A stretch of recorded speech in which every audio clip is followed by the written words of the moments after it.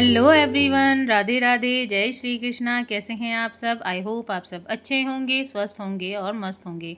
तो जी आज का जो व्लॉग है वो 23 मई का है और मैं आप लोगों को डेट इसलिए बता रही हूँ क्योंकि मैं व्लॉग शूट तो कर रही थी बट एडिटिंग वगैरह करने के लिए मुझे टाइम नहीं मिल पा रहा था किसी रीज़न से। तो यहाँ पर ना अब जाके मुझे टाइम मिलने लगा है तो मैं वीडियो जो है वो एडिट करने लगी हूँ। और इस दिन हम गए थे पापड़ वाले हनुमान जी के मंदिर। और जो लोग जयपुर से हैं वो जानते होंगे या जयपुर के आसपास के होंगे वो भी जानते होंगे कि पापड़ वाले हनुमान जी जो है एक काफ़ी ज़्यादा खूबसूरत, काफ़ी ज़्यादा अच्छी जगह है घूमने के पर्पज़ से। तो यहाँ पर आप देख सकते हैं कि मेरी बिटिया रानी किस तरीके से कैमरे में घूर रही है। और यहाँ पर हम गए थे, मेरे देवर देवरानी जो है वो आए हुए थे, मतलब मेरे देवर जो है वो देवरानी को लेने के लिए आए थे। तो इसी दिन हम लोगों ने प्लान बना लिया कि चलो फैमिली के साथ एक छोटी सी आउटिंग हो जाएगी, घूम कर आते हैं। सोचा कुछ था लेकिन पहुंच कहीं और गए। सोचा था कि अक्षरधाम जाएंगे लेकिन अक्षरधाम का टाइम ओवर हो चुका था और अक्षरधाम बहुत दूर भी पड़ता है हमारे यहाँ से। तो फिर हम लोगों ने सोचा कि चलो पापड़ वाले हनुमान जी ही चलते हैं। और यहाँ का भी हमें ये डाउट हो रहा था कि कहीं मंदिर बंद ना हो गया हो, क्योंकि हम लोगों को यहाँ पहुँचने में 9 बज गए थे और मंदिर का क्लोजिंग टाइम जो है वो 9 बजे का ही था। लेकिन भगवान की असीम कृपा थी कि जब हम लोग यहाँ पहुँचे तो हमें पता चला कि यहाँ पर ना 108 हवन कुंड वाला जो हवन होता है, जो जगह जगह पर मे भी शायद इस टाइम चल रहा है, वो यहाँ पर चल रहा था। और उसकी वजह से यहाँ पर काफ़ी ज़्यादा रश था और मंदिर जो है ना वो भी लेट नाइट तक खुला हुआ था। तो भगवान जी ने हमें बहुत अच्छे से दर्शन दिए। मैं अभी आप लोगों को दर्शन करवाती हूँ भगवान जी के, हनुमान जी के दर्शन करवाती हूँ। और बहुत अच्छा लगता है भाई, बहुत अच्छा लगता है जब आप फैमिली के साथ में कहीं घूमने के लिए जाते हैं। एक आप अकेले जाएँ, है ना? अकेले जाने में ना कभी भी आपको उतना मज़ा नहीं आएगा घूमने में जितना आपको फैमिली के साथ में मज़ा आएगा। क्योंकि एक तो सिक्योरिटी, देखो ये तो कोई बहुत बड़ी जगह नहीं थी, यहाँ तो हम लोग वैसे भी जाते रहते हैं, लेकिन कहीं दूर भी अगर आप घूमने जाते हैं तो अगर आप फैमिली में जाते हैं ना तो आपकी सिक्योरिटी बनी रहती है। दूसरा एंटरटेनमेंट, बहुत मज़ा आता है। सबसे इम्पोर्टेंट बताऊँ आपको बात, एक दूसरे की फ़ोटो खींचने वाले मिल जाते हैं। नहीं तो फिर अकेले-अकेले तो भैया फ़ोटो-वोटो नहीं खींच पाती हैं।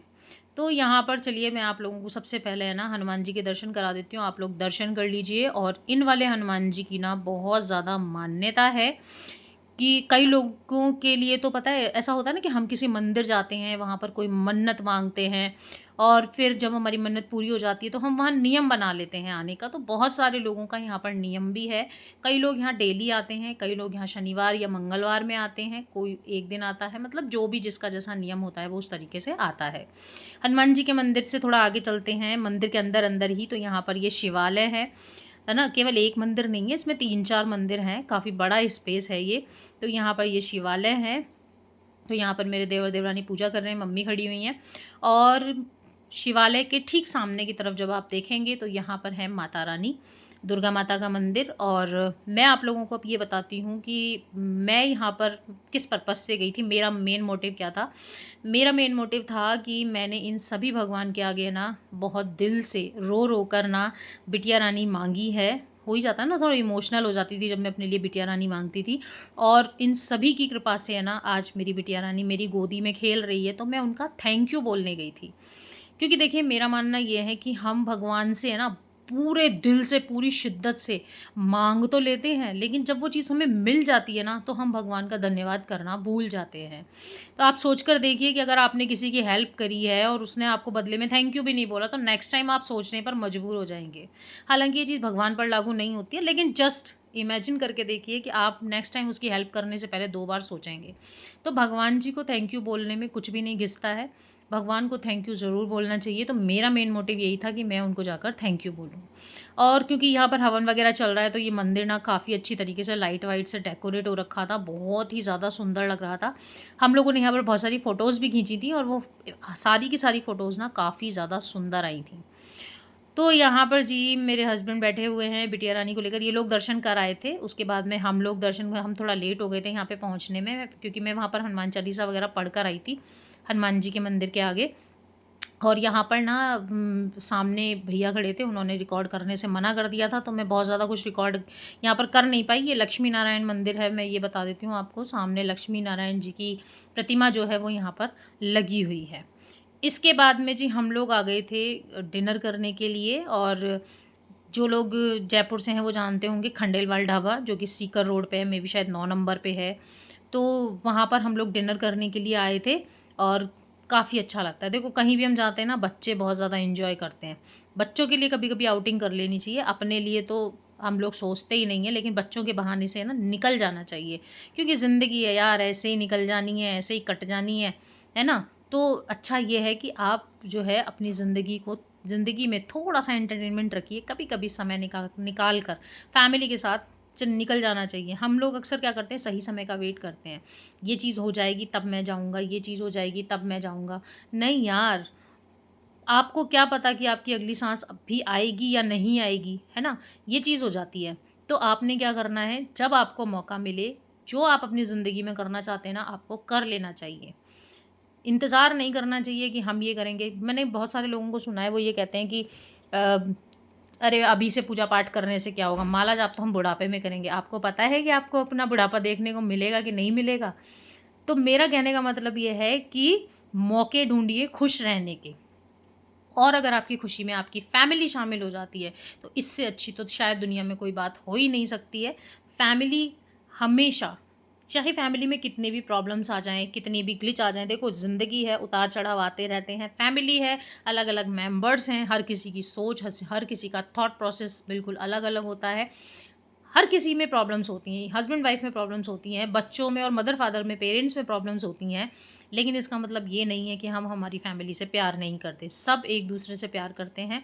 और मैं तो यही कहूँगी कि भैया सब लोग मिल-जुल कर रहो, सब लोग अच्छे से रहो, क्योंकि दुनिया आपके साथ कभी भी खड़ी नहीं होगी, है ना? मैंने आजकल एक वो चीज़ सुनी है कि अगर आप कुछ अच्छा करते हैं तो सबसे पहले आपका परिवार पीछे हट जाता है। हो सकता है कुछ जगहों पर होता हो, लेकिन हर जगह ऐसा नहीं होता। अगर आप जीवन में आगे बढ़ना चाहते हैं तो आपको आपके परिवार का सपोर्ट ज़रूर लगेगा। उसके सपोर्ट के बिना मे बी शायद 1% आप आगे बढ़ जाएँ सबको पीछे धकेल कर, लेकिन परिवार के सपोर्ट के बिना आप कुछ नहीं कर सकते जीवन में। तो परिवार का सपोर्ट हमेशा होना चाहिए। अगर फैमिली में 2 या 3 भाई हैं तो उनको मिल-जुल कर रहना चाहिए, देवरानी-जेठानियाँ हैं उनको मिल-जुल कर रहना चाहिए। अक्सर मैंने इन चीज़ों की वजह से है ना, घरों को टूटते हुए देखा है। तो चलिए, इस टॉपिक पर ज़्यादा बहसबाजी नहीं करते हैं, किसी को पसंद आए, किसी को नहीं आए, तो इस टॉपिक को यहीं पर कंप्लीट करते हैं। तो यहाँ पर हम लोग कर रहे हैं हमारा डिनर। और जो है मेरी बिटिया रानी है, इस टाइम पे ना मम्मी ने जो है उसको पकड़ रखा था, क्योंकि मम्मी जी को कुछ चीज़ समझ नहीं आ रही थी, मतलब उनको थोड़ी दिक्कत हो रही थी, तो उन्होंने यहाँ पर कुछ भी नहीं खाया था। तो वो उन्होंने बिटिया को पकड़ लिया था, बोले लाओ मुझे दे दो, तुम लोग आराम से खाना खाओ। तो फिर हम लोगों ने अपना डिनर जो है वो एन्जॉय किया फैमिली के साथ में। और यहाँ पर ना मुझे याद आ गई थी कान्हा जी की कि मुझे कान्हा जी को भी खाना खिलाना था। बट मुझे जैसे याद आया, तो फिर मैंने जो है ना, हालाँकि खाना सारा लहसुन प्याज वाला था, लेकिन देखो श्रद्धा होती है, भाव होता है, मुझे याद आया तो मैंने एकदम से कर दिया कि हाँ भई, प्रभु आ जाओ, हम खाना खा रहे हैं, आप भी खाना खा लो, क्योंकि काफ़ी लेट हो गया था। हम खा रहे हैं तो हमारे प्रभु कैसे भूखे रह सकते हैं। तो उनको मैंने इनवाइट कर लिया था। और अपने बेटे के साथ में ना, मतलब मैं अब आदि को देखती हूँ ना, तो मुझे बड़ा वो लगता है कि यार कितना बड़ा हो गया है, और थोड़े टाइम में ये और भी बड़ा हो जाएगा। तो फिर उसके बाद में ये है 24 तारीख, यानी कि संडे का दिन। और इस दिन जो है मेरे देवर देवरानी जाने की तैयारी कर रहे थे, तो यहाँ पर मैं इनके बच्चों को टाटा बाय बाय कर रही थी। ये लोग गाड़ी में बैठ चुके थे। तो यहाँ पर ना जब भी ये लोग जाते हैं ना, तो मैं इनके बच्चों के साथ में थोड़ी सी मस्ती वगैरह करने लग जाती हूँ। और यहाँ पर जी अब हो गई है इनके जाने की तैयारी। तो चलिए, आप लोगों से भी हम लोग टाटा बाय बाय कर लेते हैं। तो अगर आपको आज का व्लॉग अच्छा लगा हो तो वीडियो को एक लाइक दे दीजिएगा, अपने फ्रेंड्स एंड फैमिली के साथ शेयर करना बिल्कुल भी मत भूलिएगा। और अगर अभी तक आपने मेरे चैनल को सब्सक्राइब नहीं किया है तो प्लीज़ फ्रेंड्स चैनल को सब्सक्राइब कीजिए।